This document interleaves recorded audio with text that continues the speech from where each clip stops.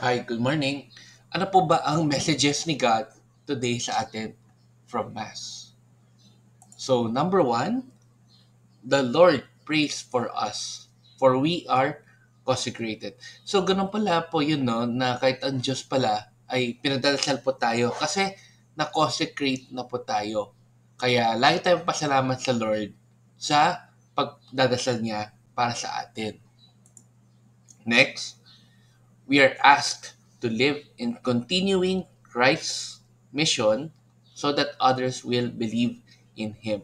So tayo dapat ang maging role model kung ano po ba ang mga turo ni Jesus or kung ano ba yung mga bilin ni Jesus kung paano tayo dapat mabuhay para makita po ng mga tao na sa tabi natin or sa mga malapit sa atin na ganito pala ang mabuhay kapag naniniwala ka sa word ni God or kay Kristo.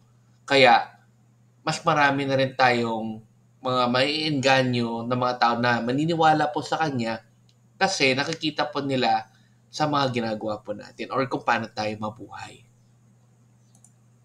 Next, unity is a union of minds, hearts, and souls in proclaiming the Word of God in order for salvation of the world. Ayan, ganun pala ang ibig sabihin ng unity. Na lahat tayo kailangan magsama-sama para masave ang mundo. Eh, paano po yun? By proclaiming the Word of God and by following the Word of God. Ayan. So, let's end again with a simple prayer in the Father, Son, Lord, Spirit. Amen.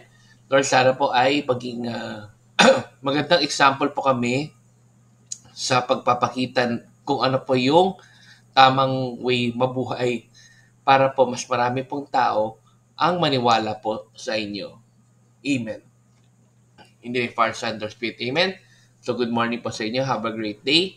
And let's end again with a simple Thanksgiving daily prayer. Thank you prayer.